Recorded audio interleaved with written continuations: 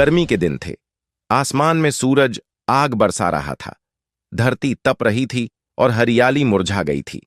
गांव का हर कुआं सूख चुका था और किसान अपनी फसलें बचाने के लिए आसमान की ओर टकटकी लगाए बारिश का इंतजार कर रहे थे। इसी गांव में रफीक नाम का एक किसान रहता था। वह बहुत मेहनती और ईमानदार था, मगर पिछले कुछ महीनों से उसके हालात बेहद खराब थे। बारिश न होने के कारण उसकी फसल सूख गई थी। घर में अनाज का एक दाना भी नहीं बचा था। उसकी बीवी सलीमा और 5 साल का बेटा अयान कई दिनों से अधपेट खा रहे थे। एक दिन ऐसा आया कि रफीक और उसका परिवार बिल्कुल भूखा सोने को मजबूर हो गया। रफीक की आंखों में रात भर नींद नहीं आई। बेटे की मासूम शक्ल उसकी आंखों के सामने घूमती रही। वह अपने आप को कोसता रहा कि वह अपने परिवार के लिए 2 वक्त का खाना भी नहीं जुटा पा रहा था। सुबह होते ही वह तय कर चुका था कि अब उसे हर हाल में काम की तलाश करनी होगी, चाहे जैसे भी हो। सुबह की पहली किरण के साथ रफीक खेतों की ओर निकल पड़ा। गांव के बाहर एक अमीर जमींदार का बड़ा सा खेत था, जहां हमेशा मजदूरों की जरूरत होती थी। रफीक ने सोचा कि शायद उसे वहां कुछ काम मिल जाए। धूप सिर पर थी और उसका हल्का सा कुर्ता पसीने में भीग चुका था, मगर उसकी हिम्मत नहीं टूटी। जब वह खेत में पहुंचा तो उसने देखा कि वहां कई मजदूर काम कर रहे थे। गेहूंों के लहलहाते खेत में कटाई चल रही थी। किसानों के पसीने से भीगी देह चमक रही थी, मगर उनके चेहरे पर संतोष था कि उन्हें मेहनत की मजदूरी मिलेगी। रफीक जमींदार के पास पहुंचा। सलाम मालिक, क्या मुझे काम मिल सकता है? उसकी आवाज में थकान थी, मगर आंखों में उम्मीद थी। जमींदार हकीम साहब एक नेकदिल इंसान थे, मगर लोगों को परखना भी जानते थे। उन्होंने एक नजर में समझ लिया कि यह किसान जरूरतमंद है। कितने दिनों से काम नहीं किया? हकीम साहब ने सवाल किया। कई हफ्तों से, रफीक ने सिर झुकाकर जवाब दिया। जमींदार ने उसकी हालत पर तरस खाते हुए कहा, ठीक है, तुम भी फसल काटने का काम करो, शाम को तुम्हें मजदूरी मिल जाएगी। रफीक ने बिना देर किए काम शुरू कर दिया। धूप तेज थी, मगर भूख उससे भी ज्यादा थी। वह तेजी से फसल काटता रहा। हाथों में छाले पड़ने लगे, मगर वह रुका नहीं। उसके जहन में बस एक ही बात थी, शाम को उसे मजदूरी मिलेगी जिससे वह अपने घर वालों का पेट भर सकेगा। दोपहर का वक्त हुआ। सभी मजदूर अपने साथ लाया हुआ खाना खाने लगे। कोई रोटी और प्याज खा रहा था तो कोई गुड़ और चने, मगर रफीक खाली हाथ था। उसके पास खाने के लिए कुछ भी नहीं था। वह एक पेड़ के नीचे बैठ गया और प्यास बुझाने के लिए कुएं का पानी पी लिया। कुछ ही देर में उसकी नजर खेत के कोने में पड़ी, जहां अनाज के बोरे रखे हुए थे। वह धीरे धीरे उनके पास पहुंचा। उसके पैरों में हिचक थी, मगर भूख उससे ज्यादा हावी थी। उसने बोरों को देखा। उसके दिल में एक ख्याल आया, अगर मैं थोड़ा सा अनाज चुरा लूं तो क्या होगा? मालिक को क्या पता चलेगा? मेरा बेटा भूखा है। सलीमा कई दिनों से भूखी है। उसने धीरे से एक बोरे का मुंह खोला। गेहूं की मीठी खुशबू उसके नथुनों में भर गई। उसकी आंखें नम हो गईं। हाथ बढ़ाने ही वाला था कि अचानक उसकी नजर आसमान की ओर गई। उसे लगा जैसे अल्लाह उसे देख रहा हो। उसके दिल में ख्याल आया, क्या मैं अपनी ईमानदारी को बेच दूं? क्या मेरा खुदा मुझे इस गुनाह के लिए माफ कर देगा? उसका हाथ कांप गया। उसने बोरे का मुंह तुरंत बंद कर दिया और वापस काम पर लग गया। थोड़ी देर बाद जमींदार अपने खेत का मुआयना करने आया। उसने देखा कि रफीक एक कोने में सिर झुकाए बैठा है। मालिक को शक हुआ कि कहीं यह कोई चोरी तो नहीं कर रहा था। वह धीरे धीरे उसके पास गया। क्यों रे, यहां क्या कर रहा था? हकीम साहब ने सख्त लहजे में पूछा। रफीक ने सिर झुका लिया और रुंधे गले से बोला, मालिक, मैंने चोरी नहीं की। भूख बहुत थी। सोचा कि थोड़ा अनाज ले लूं, मगर फिर डर गया। अल्लाह को क्या जवाब दूंगा? जमींदार यह सुनकर हैरान रह गया। वह सोच भी नहीं सकता था कि इतनी गरीबी में भी कोई अपनी ईमानदारी नहीं छोड़ सकता। उसकी आंखों में चमक आ गई। क्या तुम सच कह रहे हो? मालिक ने पूछा। रफीक की आंखों में आंसू थे। उसने अपने फटे कुर्ते में हाथ डालकर अपनी खाली हथेलियां दिखाईं और कहा, मालिक, देख लीजिए, मैंने कुछ नहीं लिया, मेरे बेटे की कसम। जमींदार का दिल पसीज गया। उसने रफीक के कंधे पर हाथ रखा और कहा, तुम सच में नेक आदमी हो। ऐसे लोग अब बहुत कम हैं। तुम्हारी ईमानदारी ने मेरा दिल जीत लिया। आज से तुम मेरे खेत के मुख्य मजदूर हो। तुम्हें हर महीने पक्की मजदूरी मिलेगी और घर के लिए अनाज भी। रफीक की आंखें खुशी से नम हो गईं। वह जमीन पर झुककर रोने लगा। उसने मालिक के हाथों को चूमा और अल्लाह का शुक्र अदा किया। उसकी ईमानदारी ने उसे न केवल भूख से बचा लिया, बल्कि उसे एक नई जिंदगी दे दी। रफीक अब जमींदार हकीम साहब के खेत में स्थायी मजदूर बन चुका था। उसकी जिंदगी में पहली बार एक स्थिरता आई थी।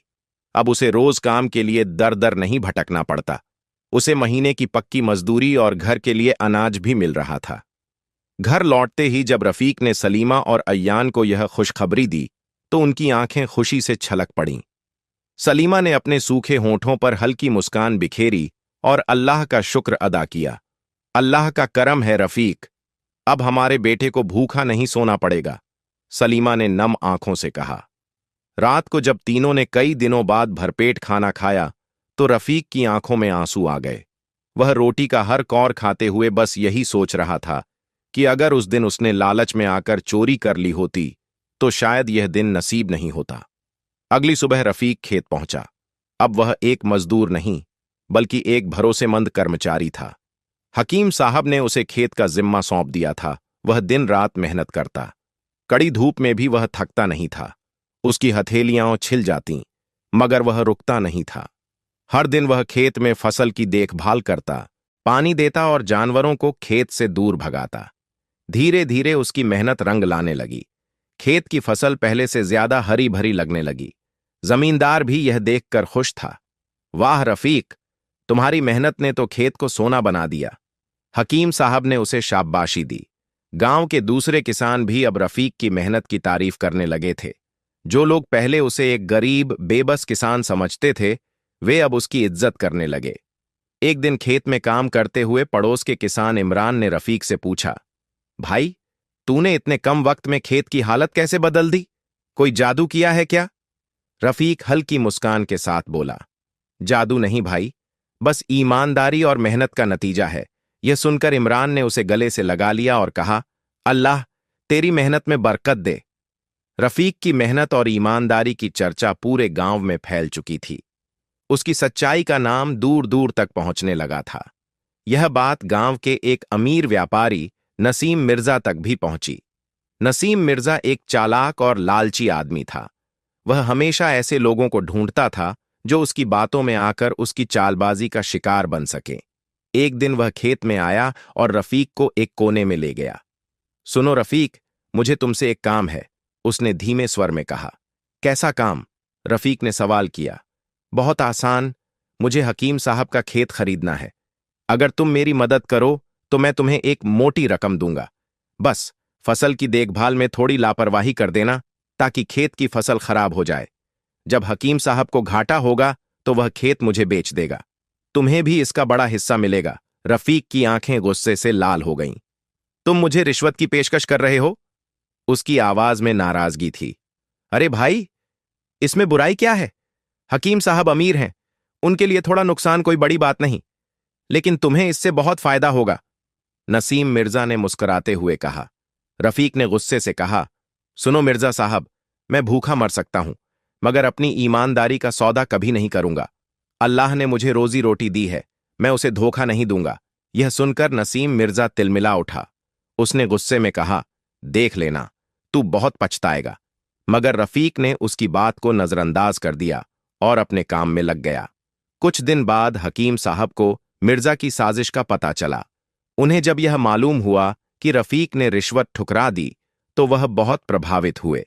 एक शाम उन्होंने रफीक को अपने पास बुलाया और कहा, रफीक, तुमने मेरी पीठ पीछे भी वफादारी निभाई। तुम अब सिर्फ एक मजदूर नहीं, बल्कि मेरे परिवार का हिस्सा हो। हकीम साहब ने उसे खेत का मुख्य जिम्मेदार बना दिया और कहा, अब तुम पूरे खेत का मालिकाना हक संभालोगे। जो फसल होगी उसका आधा हिस्सा तुम्हारा होगा। रफीक के लिए यह सुनना किसी सपने के सच होने जैसा था। उसकी मेहनत और ईमानदारी का इनाम उसे मिल गया था। रफीक अब पूरे गांव में मशहूर हो चुका था। लोग उसे उसकी ईमानदारी और मेहनत के लिए सलाम करते थे। एक दिन गांव का मुखिया आया और उसने रफीक के सामने प्रस्ताव रखा, रफीक भाई, तुम अब हमारे पंचायत सदस्य बन जाओ। हमें तुम्हारे जैसे नेक दिल और ईमानदार आदमी की जरूरत है। यह सुनकर रफीक की आंखों में आंसू आ गए। उसने नम आंखों से अल्लाह का शुक्र अदा किया। अब रफीक की जिंदगी पहले जैसी नहीं रही। उसकी ईमानदारी ने उसे पूरे गांव में इज्जत दिला दी थी। खेत का आधा हिस्सा उसका हो गया था, जिससे उसे नियमित मुनाफा मिल रहा था। उसकी पत्नी सलीमा और बेटा अय्यान अब भूखे नहीं सोते थे। रफीक ने अपने छोटे से कच्चे घर की मरम्मत करवाई, टूटी दीवारें दोबारा खड़ी करवाईं और छप्पर की जगह खपरैल लगवा दी। अब उसका घर बारिश और धूप से सुरक्षित था। घर के बाहर तुलसी का पौधा और छोटी सी बाड़ी थी, जिसमें सलीमा सब्जियां उगाती थी। अय्यान भी अब तंदुरुस्त और खुश रहने लगा था। उसकी कलाई पर तावीज बंधी रहती थी, जिसे उसकी मां ने बड़े प्यार से बांधा था। रफीक की मेहनत और ईमानदारी की चर्चा अब सिर्फ खेत तक ही सीमित नहीं थी, बल्कि पूरे गांव में होने लगी थी। लोग उसकी मिसाल देने लगे। जब कोई किसान फसल में बेईमानी करता तो लोग कहते, रफीक से सीखो, उसने भूखा रहना गवारा किया मगर हराम का एक दाना भी नहीं खाया। अब किसान अपने खेतों में चोरी छिपे पानी लेने या दूसरों की फसल काटने जैसी हरकतें छोड़ने लगे थे। रफीक की नेकदिली और सच्चाई का असर पूरे गांव पर पड़ रहा था। एक दिन गांव के मुखिया ने पंचायत बुलाई। गांव का पुराना कुआं कई सालों से सूखा पड़ा था, जिससे किसानों को सिंचाई में दिक्कत हो रही थी। पंचायत में तय हुआ कि कुएं की सफाई और खुदाई दोबारा करवाई जाएगी, ताकि पानी फिर से निकल सके। गांव वालों ने तय किया कि इस जिम्मेदारी को कोई ईमानदार व्यक्ति ही संभालेगा। सभी की निगाहें रफीक पर टिक गईं। भाई रफीक, यह काम तुम्हें ही संभालना चाहिए। तुम्हारी ईमानदारी पर हमें पूरा भरोसा है, मुखिया ने कहा। रफीक ने सिर झुकाकर कहा, मगर मैं कोई बड़ा आदमी नहीं हूं, बस एक मामूली किसान हूं। इस पर मुखिया ने मुस्कुराते हुए कहा, बड़े होने के लिए दौलत नहीं, बल्कि सच्चाई और नेकदिली चाहिए, और वह तुम में है। रफीक ने पंचायत का प्रस्ताव स्वीकार कर लिया और कुएं की सफाई का जिम्मा ले लिया। कुएं की सफाई का काम शुरू हुआ, मगर काम उतना आसान नहीं था। कुआं बहुत पुराना था और उसकी दीवारें कमजोर हो चुकी थीं। मजदूरों को गहराई में उतरकर सफाई करनी थी, जो खतरनाक था। एक दिन काम करते करते कुएं की एक दीवार अचानक ढह गई। दो मजदूर अंदर ही दब गए। अफरा तफरी मच गई। लोग इधर उधर भागने लगे। रफीक बिना कुछ सोचे कुएं में कूद पड़ा। लोगों ने उसे रोकने की कोशिश की, मगर वह नहीं रुका। धूल और मिट्टी से कुआं भरा हुआ था। दम घुटने का खतरा था, मगर रफीक ने हिम्मत नहीं हारी। उसने एक मजदूर का हाथ पकड़कर उसे ऊपर की ओर धकेला। कुएं के बाहर खड़े लोगों ने रस्सी डालकर उसे बाहर खींच लिया, मगर दूसरा मजदूर अब भी कुएं में दबा हुआ था। रफीक ने मिट्टी हटाई और अपने हाथों से पत्थर को किनारे किया। उसकी हथेलियां छिल गईं, मगर उसने हार नहीं मानी। कई मिनटों की मशक्कत के बाद उसने दूसरे मजदूर को भी बाहर निकाला। दोनों मजदूर जख्मी थे, मगर जिंदा थे। गांव वालों ने जब यह देखा तो उनकी आंखें नम हो गईं। वाह रफीक, तुमने अपनी जान की परवाह नहीं की। अल्लाह तुम्हें सलामत रखे, एक बुजुर्ग ने कहा। कुएं की सफाई का काम पूरा हुआ। अब उसमें पानी निकलने लगा था। किसान फिर से अपने खेतों की सिंचाई कर सकते थे। गांव वालों ने इस काम के लिए रफीक का दिल से शुक्रिया अदा किया। मुखिया ने पंचायत के सामने कहा, हमारे गांव में जब तक रफीक जैसा नेक इंसान रहेगा, हमें किसी का डर नहीं। लोगों ने ताली बजाकर उसका सम्मान किया। कुछ औरतों ने उसकी बीवी सलीमा के पास जाकर कहा, बहन, तुम्हारे शौहर जैसा नेकदिल आदमी हमने कभी नहीं देखा। अल्लाह उसकी हिफाजत करे। सलीमा की आंखें गर्व से चमक उठीं। कुएं की सफाई के बाद जमींदार हकीम साहब ने पूरे गांव में पानी की सही आपूर्ति के लिए एक नलकूप लगाने का फैसला किया। काम का ठेका नसीम मिर्जा को दिया गया, जिसने पहले रफीक को रिश्वत देने की कोशिश की थी। मिर्जा ने काम में घोटाला करना शुरू कर दिया। वह घटिया सामग्री का इस्तेमाल करने लगा ताकि ज्यादा मुनाफा कमा सके। रफीक ने जब यह देखा तो वह चुप नहीं बैठा। उसने पंचायत में मिर्जा की पोल खोल दी। यह आदमी नलकूप में खराब पाइप लगा रहा है, इससे पानी दूषित हो जाएगा और लोगों की सेहत पर असर पड़ेगा। गांव वालों ने काम की जांच करवाई। जब मिर्जा की चोरी पकड़ी गई तो पंचायत ने उसे काम से हटा दिया और सजा सुनाई। रफीक भाई, तुमने हमें फिर से बचा लिया, गांव के बुजुर्ग ने कहा। लोगों का विश्वास अब रफीक पर और भी बढ़ गया था। रफीक की ईमानदारी का असर उसकी जिंदगी में साफ दिखने लगा था। अब उसके खेतों में फसल पहले से ज्यादा लहलहाने लगी थी। हर सीजन में भरपूर पैदावार होती। उसने अपने बेटे अयान को गांव के मदरसे में पढ़ने भेजना शुरू कर दिया। अयान पढ़ाई में तेज था और टीचर भी उसकी तारीफ करते थे। एक दिन रफीक और सलीमा खेत में काम कर रहे थे, तभी अयान दौड़ता हुआ आया और खुशी से चिल्लाया, अब्बा, मैंने क्लास में पहला नंबर पाया है। रफीक और सलीमा की आंखें खुशी से छलक पड़ीं। अल्लाह का करम है बेटा, तू इसी तरह पढ़ाई करता रहा। अब रफीक की जिंदगी में स्थिरता और खुशहाली आ गई थी। उसकी ईमानदारी ने उसे गांव का सबसे सम्मानित व्यक्ति बना दिया था। खेत से होने वाली अच्छी कमाई से उसने अपना कर्ज भी चुका दिया था। उसका खेत अब पहले से ज्यादा उपजाऊ हो गया था। वह मेहनत और लगन से हर सीजन में बढ़िया फसल उगाता। जब वह अपने गेहूं के भरे हुए बोरों को देखता तो उसकी आंखें चमक उठतीं। वह अल्लाह का शुक्र अदा करता कि उसकी ईमानदारी ने उसे बरकत बख्शी है। सलीमा ने भी घर में बदलाव कर लिया था। उसने आंगन में छोटी सी सब्जी की बाड़ी लगा ली थी। वह उसमें टमाटर, बैंगन, मिर्च और धनिया उगाती थी। उसकी ताजा सब्जियां पूरे गांव में मशहूर होने लगी थीं। गांव की औरतें उससे सब्जी खरीदने आने लगीं, जिससे सलीमा को भी छोटी मोटी आमदनी होने लगी। बेटा अयान अब मदरसे में पढ़ाई कर रहा था। वह कुरान की तिलावत में आगे था और उसका पढ़ाई में भी अच्छा प्रदर्शन था। उसकी मासूम मुस्कान और मीठी बातें गांव वालों का दिल जीत लेतीं। एक दिन जब रफीक अपने खेत में काम कर रहा था, तभी गांव का एक गरीब किसान राशिद उसके पास आया। उसकी आंखों में आंसू थे। भाई रफीक, मेरी फसल पूरी तरह से बर्बाद हो गई। बारिश न होने के कारण खेत सूख गया और अब मेरे पास खाने को भी कुछ नहीं बचा। राशिद ने गहरी सांस लेते हुए कहा। रफीक ने उसके कंधे पर हाथ रखा और बिना कुछ सोचे कहा, भाई, तुम फिक्र मत करो। जब तक मेरा खेत लहलहा रहा है, तब तक तुम्हारे घर का चूल्हा नहीं बुझेगा।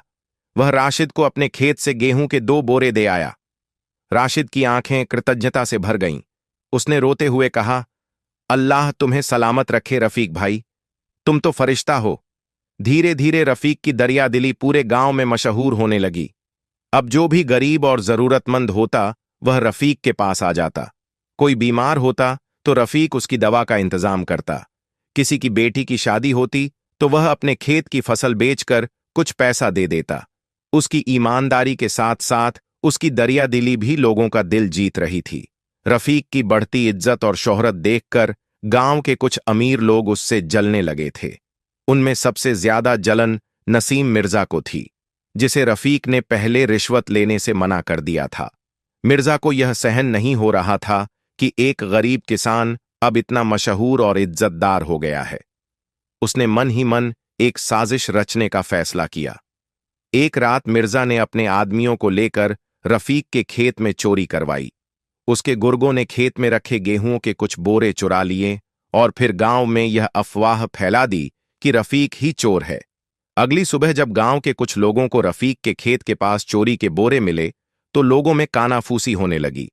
क्या यह सच है? रफीक ने चोरी की? मुमकिन नहीं, वह तो बहुत नेक दिल इंसान है, कुछ लोग बोले। मगर मिर्जा ने अफवाहें तेज कर दीं। उसने पंचायत में जाकर कहा, पंच साहब, रफीक पर कार्रवाई कीजिए। उसके ही खेत में चोरी का माल मिला है। इसकी ईमानदारी दिखावटी है। असल में यह चोर है। गांव के कई लोग मिर्जा के बहकावे में आ गए, मगर कुछ लोग अब भी रफीक के समर्थन में थे। रफीक को जब यह बात पता चली तो उसका दिल टूट गया। वह सोच भी नहीं सकता था कि जिस गांव के लिए उसने अपनी जान की परवाह नहीं की, उसी गांव में लोग उस पर शक कर रहे हैं। पंचायत ने उसे बुलवाया। वहां मिर्जा और उसके लोग चीख चीख कर आरोप लगा रहे थे, यह दिखावटी ईमानदारी है, इसकी सच्चाई का नकाब उतर चुका है। मिर्जा चिल्ला रहा था। रफीक शांत खड़ा था। उसने कोई सफाई नहीं दी। उसकी आंखें नम थीं, मगर उसके चेहरे पर सच्चाई झलक रही थी। गांव के बुजुर्ग हाजी इस्माइल साहब ने पंचायत में कहा, मैं रफीक को बचपन से जानता हूं, वह कभी चोरी नहीं कर सकता। पंचायत के मुखिया ने कहा, इस मामले की ठीक से जांच की जाएगी। जब तक सच सामने नहीं आता, तब तक हम कोई फैसला नहीं लेंगे। रफीक पर लगे आरोप के बाद कई दिनों तक वह चुप और उदास रहा, मगर अल्लाह पर उसका भरोसा कायम था। एक दिन मिर्जा के गुर्गों में से एक ने पंचायत में जाकर सच बोल दिया। उसने कहा, साहब, हमने मिर्जा के कहने पर ही चोरी की थी। रफीक बेगुनाह है। यह सुनते ही पूरे गांव में हड़कंप मच गया। मिर्जा का झूठ सामने आ गया। पंचायत ने उसे फौरन गिरफ्तार करवा दिया और उसे गांव से निकाल दिया। गांव वालों को जब यह सच पता चला तो वे शर्मिंदा हो गए। उन्होंने रफीक से माफी मांगी। रफीक की ईमानदारी ने उसे और भी इज्जतदार बना दिया। पंचायत ने उसे गांव का सरपंच बनाने का फैसला किया। अब हमें अपने गांव के लिए एक ऐसा मुखिया चाहिए जो ईमानदार और नेक दिल हो, मुखिया ने कहा। पूरे गांव ने रफीक को सरपंच चुन लिया। जब उसे इस बात का पता चला तो उसकी आंखें भर आईं। उसने पंचायत में खड़े होकर कहा, मैं अल्लाह का शुक्रगुजार हूं कि उसने मुझे इतनी इज्जत बख्शी। मैं वादा करता हूं कि गांव वालों की सेवा में कोई कमी नहीं रहने दूंगा। अब रफीक सिर्फ एक किसान नहीं बल्कि पूरे गांव का सरपंच बन चुका था। उसकी ईमानदारी, मेहनत और नेक दिली ने उसे उस मुकाम तक पहुंचा दिया था जिसका उसने कभी सपना भी नहीं देखा था। गांव वालों ने उसे सरपंच का पद सौंपते हुए पंचायत में इकट्ठा होकर कहा, रफीक भाई, अब हमें तुम पर पूरा भरोसा है। हमें यकीन है कि तुम अपने फैसलों में हमेशा इंसाफ करोगे। रफीक ने लोगों के सामने हाथ जोड़कर कहा, अल्लाह गवाह है, मैं हमेशा सच्चाई और इंसाफ के रास्ते पर चलूंगा। अगर कभी मुझसे गलती हो जाए तो मुझे समझाना, रोकना और मेरी गलतियों को सुधारने में मेरी मदद करना। गांव वालों ने एक सुर में अल्लाह हाफिज कहा और उसके फैसले का समर्थन किया। सरपंच बनने के बाद रफीक का पहला फैसला गांव में शिक्षा और स्वास्थ्य को सुधारने का था। वह जानता था कि उसके जैसे कई गरीब किसान थे जो अपने बच्चों को पढ़ा लिखा नहीं पाते थे। उसने पंचायत में प्रस्ताव रखा, गांव में एक मदरसा और एक स्कूल बनवाया जाए जहां गरीब बच्चों को मुफ्त में तालीम दी जाए। गांव के कुछ अमीर लोगों ने इसका विरोध किया। रफीक भाई, तुम किसानों के नेता हो, स्कूल वकूल का काम तुम्हारे बस का नहीं, एक अमीर जमींदार ने व्यंग्य से कहा। मगर रफीक ने शांत स्वर में जवाब दिया, अगर यह काम मेरे बस का नहीं होता तो अल्लाह मुझे इस मुकाम पर नहीं पहुंचाता। उसकी बात में सच्चाई थी, इसलिए गांव के लोगों ने उसका समर्थन किया। कुछ दानशील लोगों ने इस काम में मदद की। चंदे और मेहनत के बल पर गांव में एक छोटा मदरसा और एक प्राथमिक स्कूल बनाया गया। अब गरीब बच्चों को मुफ्त में तालीम मिलने लगी। अयान भी उसी स्कूल में पढ़ने लगा। रफीक की आंखों में चमक थी जब उसने देखा कि उसके बेटे के साथ साथ गांव के दूसरे गरीब बच्चों को भी पढ़ाई का मौका मिल रहा है। गांव के लोग उसके इस नेक काम की सराहना करने लगे। अल्लाह तुम्हें और बरकत दे। रफीक भाई, तुमने हमारे बच्चों के लिए तालीम का रास्ता खोल दिया, एक बुजुर्ग किसान ने कहा। अब रफीक का अगला सपना गांव में सड़क और पानी की सुविधा लाना था। बारिश के दिनों में गांव का कच्चा रास्ता कीचड़ में तब्दील हो जाता था, जिससे लोगों को आने जाने में परेशानी होती थी। रफीक ने गांव की पंचायत में प्रस्ताव रखा कि गांव के मुख्य रास्ते को पक्का बनाया जाए और गांव के कुएं को फिर से साफ कर पानी की आपूर्ति को ठीक किया जाए। कुछ अमीर लोगों ने इसका विरोध किया क्योंकि उन्हें अपने मुनाफे से मतलब था, मगर रफीक ने पीछे हटने की बजाय गांव वालों को समझाया, हम सबको मिलकर मेहनत करनी होगी। मैं चाहता हूं कि हमारे बच्चों को कीचड़ में चलकर स्कूल न जाना पड़े। रफीक ने गांव वालों के साथ मिलकर खुद श्रमदान किया। वह मजदूरों के साथ मिट्टी उठाता, ईंटें लगवाता और पसीने से भीग जाता। कई हफ्तों की मेहनत के बाद गांव में पक्की सड़क बन गई। कुएं की सफाई हो गई, जिससे लोगों को साफ पानी मिलने लगा। अब गांव में सफाई और व्यवस्था भी सुधरने लगी। रफीक की ईमानदारी का असर अब पूरे गांव में दिखने लगा था। व्यापारी अब सामान तौलते समय बेईमानी नहीं करते थे। किसान अब फसल में मिलावट नहीं करते थे। दूध वाले पानी मिलाने की हरकत से बचने लगे। दुकानदार ग्राहकों को सही माप तौल में सामान देने लगे। एक दिन गांव का मुखिया रफीक के पास आया और कहा, रफीक भाई, पहले हमारे गांव में लोग सिर्फ मुनाफा देखते थे, अब इंसानियत देखने लगे हैं। ये सब तुम्हारी ईमानदारी की वजह से हुआ है। रफीक ने मुस्कुराते हुए कहा, यह सब अल्लाह की रहमत है भाई, मैंने कुछ नहीं किया, बस अपने हिस्से का काम किया है। रफीक की ईमानदारी ने उसे इज्जतदार बना दिया था, मगर कुछ लोगों की ईर्ष्या अब भी खत्म नहीं हुई थी। गांव से निकाले जाने के बाद नसीम मिर्जा ने रफीक से बदला लेने का फैसला कर लिया था। उसने कुछ गुंडों को साथ मिलाकर रफीक की फसल को बर्बाद करने की साजिश रची। एक रात जब गांव के लोग सो रहे थे, तब मिर्जा और उसके गुर्गे खेत में घुस गए। उन्होंने फसल को आग लगाने की कोशिश की। तभी गांव के एक चरवाहे ने उन्हें देख लिया और शोर मचाया। गांव वाले जाग गए और दौड़कर खेत की ओर भागे। रफीक भी दौड़ता हुआ पहुंचा और अपने खेत को जलता देख उसका कलेजा मुंह को आ गया। लोग बाल्टी में पानी भर भर कर आग बुझाने लगे, मगर आग तेज थी। फसल जलकर राख हो गई। जब रफीक ने जलते हुए खेत को देखा तो उसकी आंखें नम हो गईं। वह घुटनों के बल बैठ गया और फूट फूट कर रोने लगा। या अल्लाह, यह तेरा इम्तिहान है, तू मुझे सब्र देना। उसने दुआ की। लोग उसे सांत्वना देने लगे। गांव का एक बुजुर्ग उसके पास आया और बोला, रफीक भाई, तुमने हमें सच्चाई का रास्ता दिखाया है, अब हम तुम्हें अकेला नहीं छोड़ेंगे। गांव वालों ने मिलकर चंदा इकट्ठा किया और रफीक को नए बीज खरीदने में मदद की। रफीक ने आंसू पोंछकर कहा, अल्लाह का करम है, जब तक मेरे पास हिम्मत है तब तक मैं मेहनत करता रहूंगा। अगले ही दिन रफीक ने दोबारा खेत में हल चलाना शुरू किया। लोग उसकी हिम्मत देखकर दंग रह गए। कुछ ही महीनों में उसकी फसल पहले से ज्यादा लहलहाने लगी। लोग उसकी हिम्मत और ईमानदारी की मिसाल देने लगे। गांव का एक बुजुर्ग एक बच्चे को रफीक की ओर इशारा करके कहता, बेटा, जब भी जिंदगी में मुश्किल आए तो रफीक भाई की तरह ईमानदार और हिम्मती बनना। आगजनी के बाद जब रफीक की पूरी फसल राख हो गई थी, तब गांव वालों ने उसकी मदद के लिए चंदा इकट्ठा किया था। उनकी दुआओं और सहयोग से रफीक ने अपने खेत को दोबारा तैयार किया। अब वह पहले से भी ज्यादा मेहनत करने लगा। सुबह की नमाज के बाद वह हल लेकर खेत में उतर जाता। उसका बेटा अयान भी अब बड़ा हो रहा था और स्कूल के बाद अपने अब्बा का हाथ बटाता था। रफीक की ईमानदारी और मेहनत रंग लाई। कुछ ही महीनों में उसकी फसल पहले से भी ज्यादा लहलहा उठी। गेहूं की सुनहरी बालियां हवा में झूम रही थीं। जब वह खेत में खड़ा होकर अपनी फसल को देखता तो उसकी आंखों में सुकून होता। उसकी पत्नी सलीमा भी खेत के काम में मदद करती थी। कभी वह खेत की बाड़ लगाती तो कभी फसल काटने में रफीक का हाथ बंटाती। एक दिन जब रफीक खेत में काम कर रहा था, तभी गांव का मुखिया उसके पास आया और कहा, रफीक भाई, तुम्हारी मेहनत और ईमानदारी की वजह से गांव का माहौल बदल गया है। तुम्हारी फसल देखकर अब दूसरे किसान भी मेहनत करने लगे हैं। रफीक ने मुस्कुराकर कहा, भाई, मेहनत तो हर किसी को करनी चाहिए, यह अल्लाह का हुक्म है। वह मेहनत करने वालों को कभी मायूस नहीं करता। रफीक की ईमानदारी और मेहनत से अब गांव में बदलाव आने लगा था। किसान अब मेहनत और ईमानदारी से खेती करने लगे। व्यापारी अब सही माप तौल में सामान बेचते थे। गांव में चोरी और धोखाधड़ी की घटनाएं कम हो गई थीं। लोग अब एक दूसरे की मदद करने लगे थे। यह सब रफीक की नेकदिली और सच्चाई का असर था। गांव के लोग उसे सिर्फ सरपंच नहीं बल्कि अपना रहबर मानने लगे थे।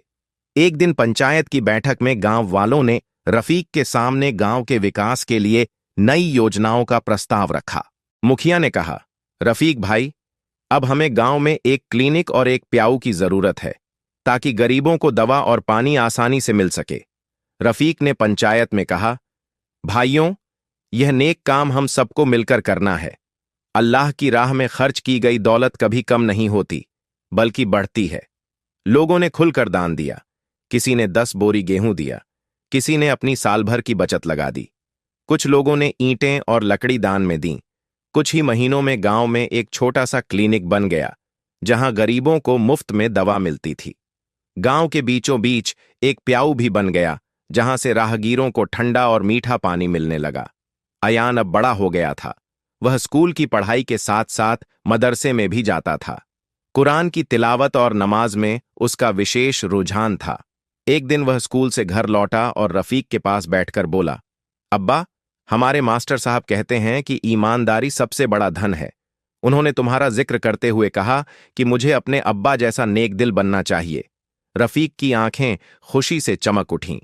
उसने बेटे का माथा चूमते हुए कहा, बेटा, अगर तू नेक रहेगा तो तुझे कभी डरने की जरूरत नहीं होगी। दुनिया चाहे तुझे गलत समझे, मगर अल्लाह तेरी सच्चाई का गवाह रहेगा। अयान की आंखों में अपने अब्बा के लिए सम्मान और प्यार था। कुछ महीनों बाद गांव में एक मेला लगा। यह मेला हर साल गांव में होता था, मगर इस बार यह खास था क्योंकि इसमें रफीक को सम्मानित किया जाने वाला था। गांव के बड़े बुजुर्ग और बच्चे सब मेले में जुटे थे। मंच पर रफीक का नाम बुलाया गया। जब वह मंच पर पहुंचा तो लोगों ने जोरदार तालियां बजाईं। मुखिया ने कहा, हमारे गांव को ईमानदारी और नेकदिली का रास्ता दिखाने वाले भाई रफीक को हम सम्मानित कर रहे हैं। रफीक को एक शॉल ओढ़ाई गई और एक सम्मान पत्र दिया गया। उसकी आंखें भर आईं। उसने हाथ जोड़कर कहा, भाइयों, यह सब मेरी नहीं बल्कि अल्लाह की दी हुई तौफीक है। मैंने बस अपना फर्ज निभाया है। लोगों ने अल्लाह हाफिज कहकर उसे दुआएं दीं। एक दिन गांव के बाहर रफीक अपने खेत में काम कर रहा था। तभी एक दुबला पतला आदमी लड़खड़ाते हुए उसके पास आया। वह और कोई नहीं बल्कि नसीम मिर्जा था, जो एक समय पर रफीक का दुश्मन था। अब वह कंगाल हो चुका था। उसके पास खाने को भी कुछ नहीं था। वह रफीक के सामने गिर पड़ा और रोते हुए बोला, रफीक भाई, मुझे माफ कर दो। मैंने तुम्हारे साथ बहुत बुरा किया। तुम्हारे खेत में आग लगवाई, तुम्हें बदनाम किया, लेकिन आज मुझे इसका अंजाम मिल गया है। मेरी हालत देखो। रफीक ने उसे उठाया और प्यार से गले लगा लिया। भाई, मैंने तुम्हें पहले ही माफ कर दिया था। अल्लाह सबका हिसाब लेता है। तुम बस अपने गुनाहों की माफी मांगते रहो। रफीक ने उसे अपने घर ले जाकर खाना खिलाया और उसे कुछ गेहूं और पैसे भी दिए। मिर्जा की आंखों में आंसू थे। अब रफीक का नाम सिर्फ गांव ही नहीं बल्कि आसपास के गांवों में भी मशहूर हो चुका था। लोग उसे अपने गांव में बुलाकर ईमानदारी और सच्चाई पर भाषण दिलवाते। एक दिन एक नौजवान उसके पास आया और कहा, रफीक भाई, मैं पहले बेईमानी करता था, फसल में मिलावट करता था, मगर आपकी कहानी ने मेरी जिंदगी बदल दी। अब मैं भी ईमानदारी से काम करता हूं। रफीक ने उसे गले लगाया और कहा, बस सच्चाई पर कायम रहना, अल्लाह तेरा मददगार होगा। रफीक की ईमानदारी और नेक दिली की वजह से अब गांव में हर ओर बदलाव दिखने लगा था। लोग मिलावट और धोखाधड़ी से दूर रहने लगे थे। किसान अब खेत में मेहनत करते और फसल का सही दाम पाते थे। दुकानदार अब सही माप तौल में सामान बेचते थे। व्यापारी ग्राहकों के साथ ईमानदारी से पेश आते थे। गांव में अमन चैन का माहौल था। लोग अब रफीक को सिर्फ सरपंच ही नहीं बल्कि अपना रहनुमा मानने लगे थे। रफीक की पत्नी सलीमा अब गांव में औरतों को कढ़ाई और सिलाई सिखाती थी। इससे गांव की कई गरीब औरतों को रोजगार मिलने लगा था। अयान अब बड़ा हो गया था। उसने मदरसे से कुरान की तालीम पूरी कर ली थी और अब वह गांव के बच्चों को मुफ्त में पढ़ाता था। रफीक अपने बेटे को देखकर बहुत खुश होता। एक दिन उसने अयान को अपने पास बैठाकर कहा, बेटा, ईमानदारी सबसे बड़ा खजाना है। दौलत और शोहरत तो आनी जानी चीजें हैं, मगर ईमानदारी कभी तुम्हारा साथ नहीं छोड़ेगी। अयान ने अपने अब्बा का हाथ पकड़कर कहा, अब्बा, मैं हमेशा आपकी तरह नेकदिल और सच्चा बनकर रहूंगा। रफीक की आंखों में खुशी के आंसू थे। उसने बेटे को गले लगा लिया। अब रफीक गांव का सबसे सम्मानित व्यक्ति बन चुका था, मगर उसकी सादगी में कभी भी बदलाव नहीं आया। वह अब भी फटे पुराने कपड़े पहनता, खेत में मेहनत करता और गरीबों की मदद करता था। एक दिन गांव के कुछ अमीर लोग उसके पास आए और बोले, रफीक भाई, अब तुम गांव के सबसे बड़े आदमी हो। तुम्हें अच्छे कपड़े पहनने चाहिए, बड़ी हवेली बनवानी चाहिए। रफीक ने मुस्कुराकर कहा, भाई, मैं तो अब भी वही गरीब किसान हूं जो कभी भूखा रहकर काम करता था। अल्लाह ने मुझे इज्जत दी है, मगर मैं उसका गरूर नहीं करना चाहता। अब रफीक अपनी कमाई का एक बड़ा हिस्सा अल्लाह की राह में खर्च करता था। वह गांव के गरीब बच्चों की पढ़ाई का खर्च उठाता, जरूरतमंदों को कपड़े और खाना देता। हर साल रमजान में इफ्तार का आयोजन करता। उसके नेक कामों की वजह से लोग उसे दुआएं देते। अल्लाह तुम्हारी उम्र दराज करे रफीक भाई, तुम्हारे जैसा नेक इंसान हमने नहीं देखा, एक बुजुर्ग ने कहा। रफीक की ईमानदारी अब गांव की नई पीढ़ी को भी प्रभावित कर रही थी। गांव का एक नौजवान असद, जो पहले झूठ और फरेब से काम करता था, उसने रफीक से प्रेरित होकर अपने काम में ईमानदारी अपनाई। एक दिन असद रफीक के पास आया और बोला, रफीक भाई, पहले मैं फसल में मिलावट करता था, मगर जब मैंने आपकी कहानी सुनी तो मुझे एहसास हुआ कि अल्लाह सब देखता है। अब मैं भी पूरी ईमानदारी से काम करता हूं। रफीक ने उसे गले लगाकर कहा, अल्लाह तुम्हें कामयाब करे भाई। याद रखना, सच्चाई के रास्ते पर चलना कभी आसान नहीं होता, मगर उसका फल बहुत मीठा होता है।